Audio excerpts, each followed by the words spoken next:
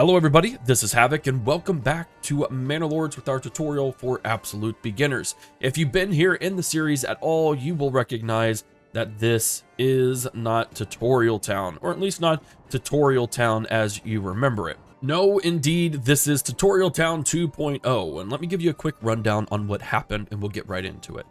Long story short, the aggressive AI was not the best choice to prepare for a tutorial series. Now, if I was doing a hardcore tutorial series, then maybe that would be the case. But essentially, I dallied too long prepping the tutorial series, and the AI Lord actually came after my original hometown and burnt it to the ground, and I ended up losing. I tried to cheese the system to give me some more time to wrap up the series. It didn't work, so I had to start over, hence the space between episodes 4 and today, episode 5. So I have started an entirely new region, and you can see I've been quite busy, but we have been very, very successful.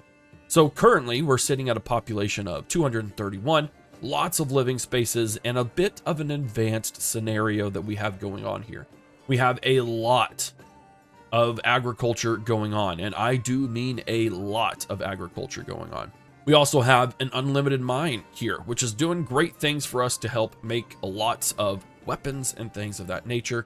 What we could probably be doing a little better is upping our charcoal game. We may build another one today. As you can see, we have 6 unassigned people, and we actually do have a manor built. Now we're going to open the castle planner in just a little bit, so don't worry about that.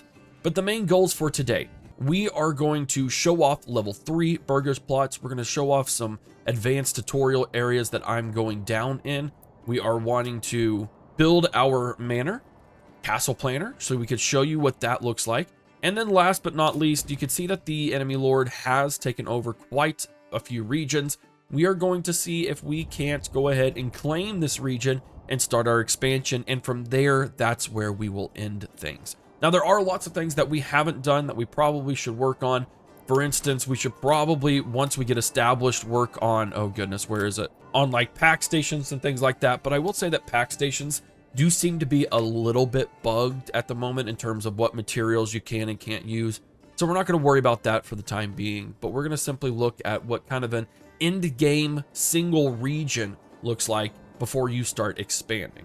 Now, I will say this in a big caveat, that currently the game, there are no massive benefits to expansion. The only expansion, I would say, the only reason for expansion is that we do have a clay deposit here that we could use an unlimited amount of. But we can even see from the, from the fertility thing that like we only have these middle 3 regions that would be useful for expansion for agriculture. But I will say this, expansion is fun regardless of if it's mechanically necessary or not. It's fun to start over, it is, and while that is certainly going to be developed more as early access continues in terms of balancing what expansion looks like and how easy it is to trade between regions and like the benefits of actually expanding. It is a fun thing to do, and I think you'll have a lot of fun with it. I don't think it's outside of the realm of just saying, hey, this would be a fun thing to do, so why don't you do it? Is it necessary at the time? Not 100%. I could import clay to continue my tile production, for instance, but like, why not have some fun? So that's my goal for today. Hopefully we can get all things accomplished. We could see that our oxen are going in super fast mode. This is another kind of bugged thing, but we're all good. With a lot of this going on right here, one thing that I have found rather beneficial to not overload. You'll see we have a lot of regions or a lot of fields, and that's intentional. I'm purposefully forcing a lot of stuff to go through here so that we can have a lot of material to be able to use in our windmills and things of that nature. So that's an intentional thing we want to do, but I also think you can be intentional with your farming in areas like this. We can see right here, if we move this out of the way, that your flax has 76 days to complete, but that we're already at 105 out of 106. So what I'm going to do, I'm going to go ahead and force an early harvest. They're going to start harvesting that now, and that's going to help them not be so overwhelmed in tackling all of these farms. Now, have I seen them really get overwhelmed? Have I lost crops? I haven't yet. So I feel like I'm still in a good position, but it's a place that we want to be in anyways. Like, it's just a really good farm management scenario, in my opinion. Not saying you have to do it, but it is what it is. You can see that we do have a ton of wheat here that needs to get threshed. And so that's what I was doing just a second ago. I was saying, hey, we need to prioritize the threshing because we need to make flour. We need grain for one. That grain needs to make into flour so then we can turn it into bread. Now, I do have 2 full communal ovens that are ready to rumble in the jungle in that instance. But what we might do here is we may take 2 people off and put them there, and we'll be good there. And that'll help us just be able to do more. You'll see they're going and starting to harvest it already.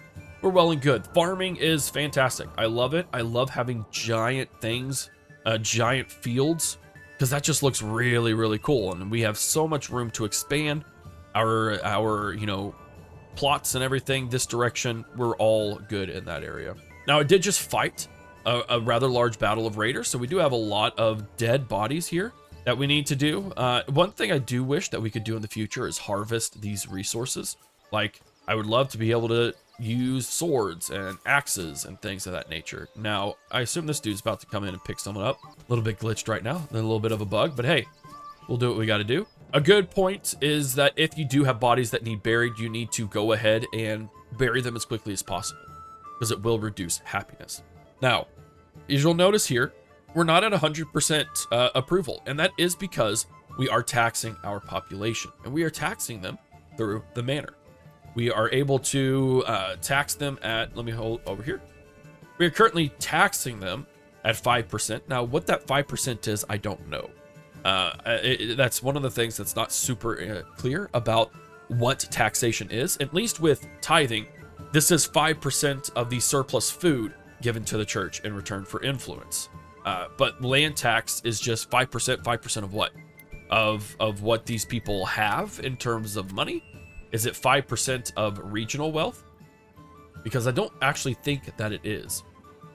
So we really got to just, that's one of the things that has to get kind of figured out. Also, apologies if you notice I'm stopped up. Dealing with some summer weather usually puts me in a cold situation, so I do feel a bit stopped up. But regardless, we have taxes and tithe. Those are the only 2 things we could do at the moment. Trade tax was a little bit bugged before release, and so that's why that has been knocked down. A mercenary tax, we don't have to worry about any of these at the moment, although hopefully we'll be able to in the future. Now, you will see that's causing an approval loss of -4. But you'll also notice here that the previous was a taxation of -11.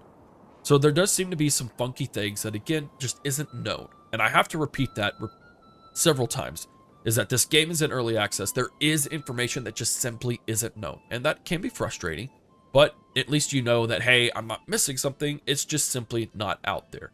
The information is not out there. So that's something we have to deal with. We're not getting a huge number of people in because of that, but I would rather have taxation because we need this in order to expand. All right, now what we are going to do with our manor, hopefully, is we're going to open the castle planner. Here we go. All right, so you can see the kind of castle planner I was starting. This is what you will always start out with after you build your manor. And by the way, you can lay down plans for days. You don't have to do anything with it. We could do this and say, I don't want to commit to that. We're going to close it. And then we open it again and it's still there. So if you don't have the resources, that's totally fine. 100%. But we have some lots of things to do here. You can see all of the instructions for placing roads and walls, your editing, your building editing, things of that nature. What we are going to do is we are going to implement all of these. Now, right now, the tax office is cosmetic only. And in fact, we'll leave it out because I do want to kind of maximize how much timber I get. So you have your tax office, which originally was used that you had to build this before you could tax your people. Cosmetic, it's under a rework, etc. We're all good there.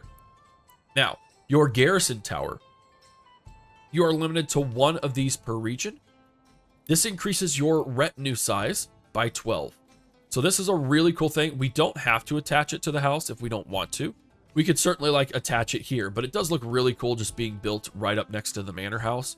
But just for kicks and giggles, for something different, let's go ahead and just place it like right here. There we go. And you'll notice that when I place that, the yellow circle extends, which basically says, hey, you can build in a greater area. I didn't want to do that. Sorry. I wanted to place roads. Are roads bugged currently? There we go. So currently, when you build a manor, it gives you a retinue of 12. This allows you to expand that by 12, which means that we can have a retinue of 24. We'll go into retinues once we're done with this this part. So you can see right here, currently it's taking 10 timber and 15 planks and 10 stone to build just this. But we could go even further. We could build walls and gates. Now, currently this is very limited in scope, and that's fine. It's just, it will be worked on in the future. And you can build however much you want to. Just be mindful that the bigger you build, the more it's going to cost, and the potential for, you know, issues to rise logistically. So we're just going to build all the way around this. Nothing too crazy. And again, this doesn't have to be perfect, but that's a pretty good size. We're still under budget in all the areas. And then we have an outer tower. Now, right now, I don't know. I've never had a battle come to my manor, nor have I been able to place a manor where battles usually happen. So according to this, it provides 10 garrison space, and garrison units and villagers shoot projectiles at the enemy. I personally haven't seen that, but again, that doesn't mean anything whatsoever. So we're just going to build a few there. That actually looks pretty good. I'm okay with this. You can see we're still within our budget to commit to this right now. So that's what we're going to do. We're going to commit, and now you can see that we need to transport all of these goods. Now, push comes to shove, it's going to take a good long while for these people to build, because we do have a lot of transportation that needs to happen. Currently, we have 6 unassigned oxen. We have 4 families, so let's go ahead and take off a couple of people somewhere so we can maybe expedite this just a little bit. We currently have no ale, which is a reason why you see these red ale things, because our barley production hasn't been fully up to par. So we have to worry about that. That's totally fine there, though. And we have our forester. As you can see here, I'm going to go ahead and hit cinematic mode. This was barren for a good part of my new series because I wanted to clear the area out. But what you can see is that I haven't given the foresters a specific area to work in. And as a result, they've been planting trees wherever they can find it. So I actually really like this because it gives this kind of a nicer, less urbanized feel. I don't know if it's historically accurate whatsoever, but I do enjoy it. I think it looks good. I think it works great.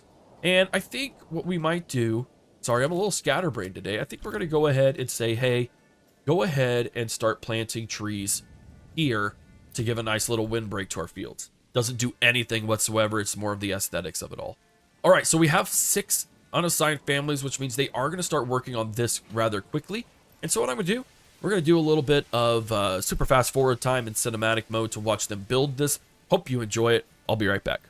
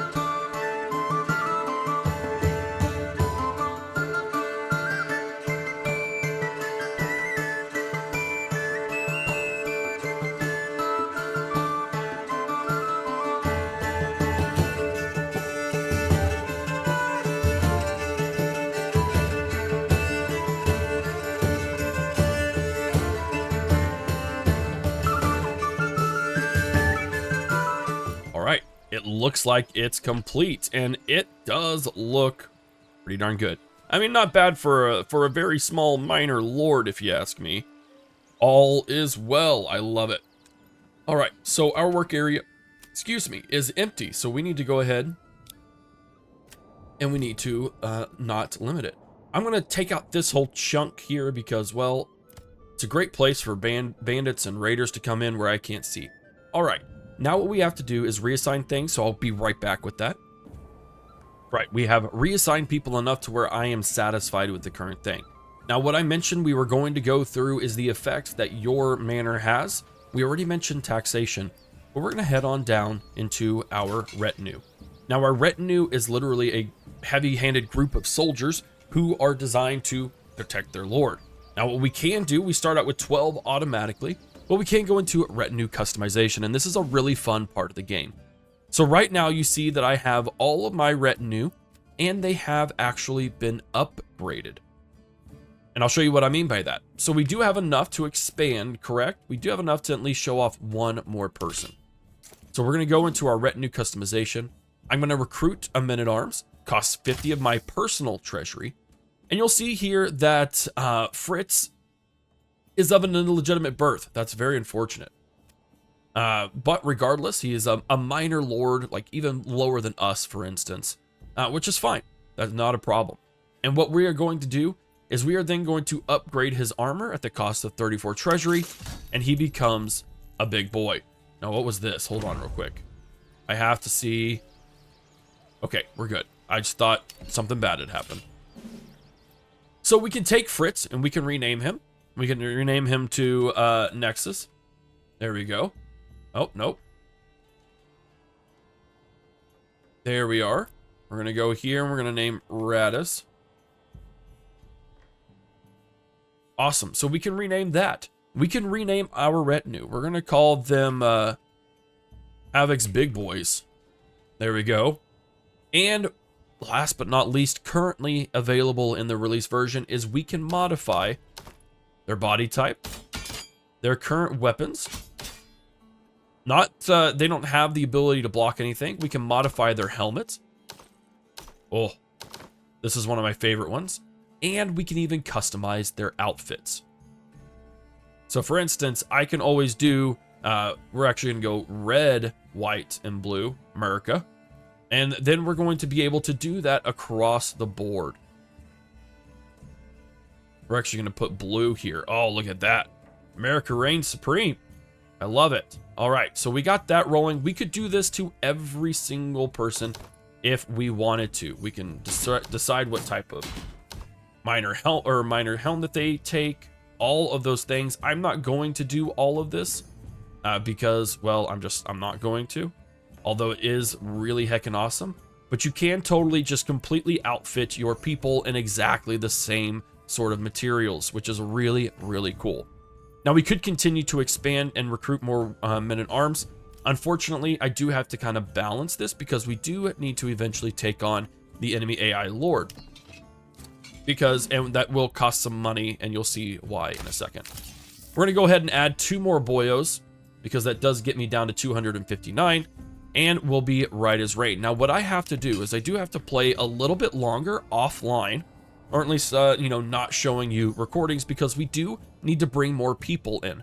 I want to have as many full retinues here, militias, that I can, so that when we take on the AI Lord, we don't get stomped, because there is a good chance we will still get stomped because it's a bit of a late game and I haven't been able to do anything against him in a while. So we'll have to see how that goes. So I'm going to build, I'm going to expand just a little bit, and I'll see you guys in just a wee bit. All right, ladies and gentlemen, welcome back. We've got a lot done in the time that we've done all this. For one, we have actually leveled up our town to a medium town, and thus we have continued our pursuit into the different areas. In this case, we went down charcoal burning to deep mines because we had an unlimited iron mine if we unlocked that. We went up to orchardry, heavy plow, and into fertilization. The main reason for fertilization are these guys right here. These guys have actually increased the fertility of this plot by, I think, close to 10% at this point. So they've actually been very, very useful. And we're importing a lot more sheep solely because we were able to start adding these fences in order to cope with the ability to spread things around. Now, I wish they would probably go more varied. Like, I'd rather have a handful of them going in different places rather than all focused on one, but it is what it is. Again, work in progress. As for us, we have quite a few soldiers. We have as many as we can get, I think. Yep, we have as many as we can get with our retinue involved, so you can spam that a little more. I kind of wish I would have, just to have an extra unit, but that's okay. We can no longer add people, but what we can do is we can upgrade their armor, which is going to be massively beneficial for us. Great, awesome. So what we're going to do now, we are going to lay claim to this area over here. What is this? Eichenhau. We're going to claim with influence. We have more than enough influence. We are going to press those claims, and that is going to process. He should react rather quickly. And I'm going to go ahead and get my men ready to rumble in the jungle because I know he's not going to want us to take this. The gauntlet has been thrown, and here we go. My word, he has a lot of troops. Okay, this should be very, very interesting. So we only have the 5, right? We have the 6. There are indeed, okay, 6 units. Awesome, awesome. All right, so we have to conquer this region. We have to destroy these forces in order for us to get the region. And that's not too terribly, I won't say too terribly hard. It will be very hard. But I think not only do our troops have, I think we have better everything than them. We started working on Gambison production, which is going to help increase the armor as well. Looking over here, they have a light mercenary infantry. They have a couple units of archers, which currently don't do anything. I don't recommend doing any archers right now. I think polearms are probably some of the best units in the game overall. So we should be able to do some great things there. They do have a full retinue of, or full unit of retinue. But if we take a look at their retinue versus ours, we could see 416.5, 110. We are 482 to 162 and 0. So in theory, we should just absolutely demolish them. That's the hope anyways. That's the prayer that we are going to live on. These guys are slightly more well armored than we are. It'll be an interesting battle without a doubt. So we are going to super fast forward time. We have engaged with the enemy. I'm going to go ahead and I'm going to bomb rush the archers and hope for the best. And then we're going to try and get into melee elsewhere. Sweet, we have engaged them. That's fine. I'll engage with one of them if that's what that means. And then we are going to set up and hopefully be able to take these guys on pretty efficiently.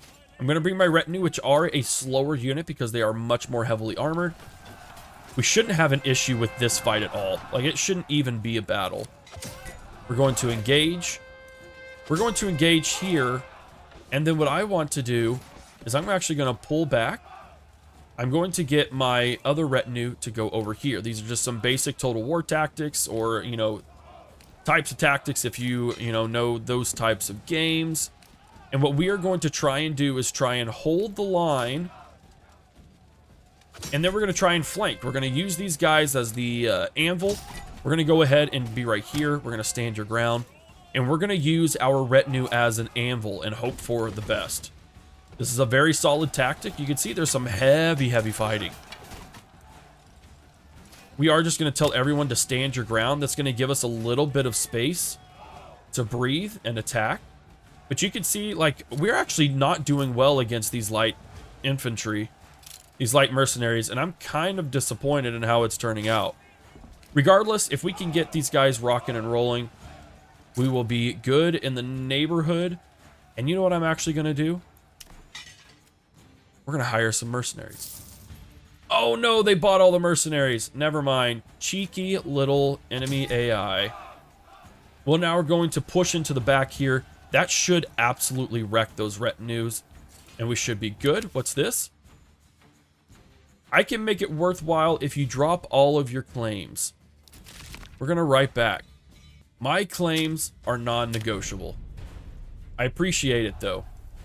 I appreciate the thought and the concern, hopes and prayers. And we're doing okay. We're still heavily outnumbered. There we go. So we did lose a unit. We lost a whole entire unit, but we were able to rout their retinue. That is massive. So we're actually going to have these guys go here. We're going to hit up these guys. I do think the battle will now be won in our favor. They simply can't keep up with our might and our prowess. Those men are broken. Let's go after the archers. We are pursuing the archers over there.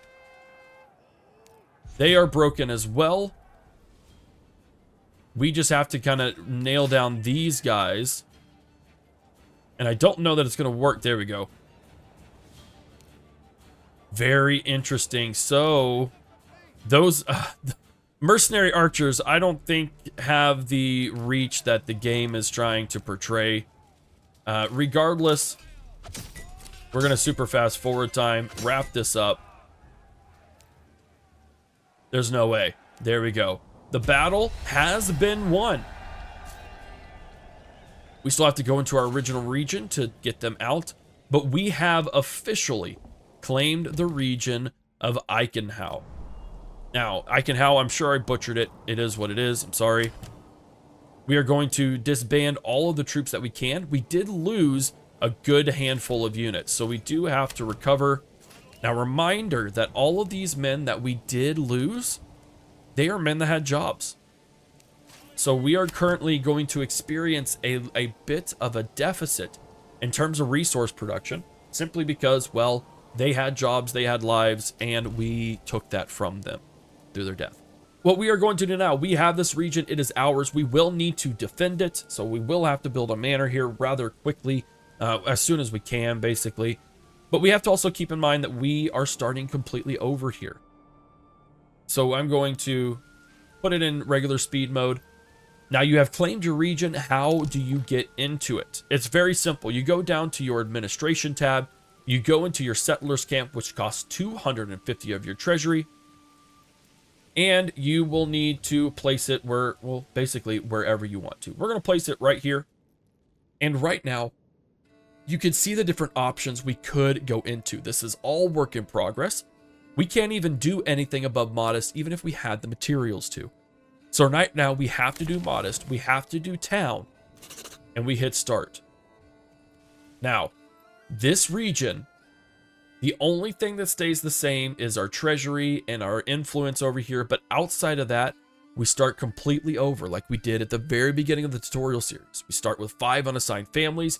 We start with a limited number of goods that all need to be brought in and put away immediately, and we can start over. Now, what you can do to supplement that in the future is you can go over here, over to logistics, start building some pack stations on either side to start transferring goods between the two, but we're not going to get into that because that is going to be the end of our tutorial series. So this is just a simple heads up to help you figure out what you need to do to start your settlements and expand. Expansion is kind of the in-game solution here.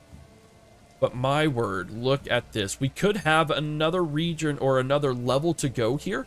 We do need 15 level 3s, which are these guys, but we're not going to worry about it because, well, there is nothing else to really do. Now, in order to level these up, you can't go past Burgage Plot level 3 at the moment, but if we did have 4 types of food that would satiate that, 4 types of regular food, it's all good. But ladies and gentlemen, I think that's pretty much it. I really enjoyed the series, and I hope you did too. Hope it wasn't too droll or too boring, and it gives you all the relevant information that you need in order to build a successful settlement in Manor Lords. Thank you so much for hanging out with me. If you enjoyed it, give it a thumbs up, subscribe to the channel, leave your comments in the comment section below. If you've yet to purchase Manor Lords and you're all the way at the end of this tutorial series, there is a link to my Nexus GG, which gives you a perfectly valid Steam key that you can use to redeem, and I get a very hefty commission off of it. It is always, always thankful, but never, ever required. Ladies and gentlemen, I hope you have a grand time in Manor Lords. I'm enjoying the heck out of it. This is Havoc, and I'll see you in the next video.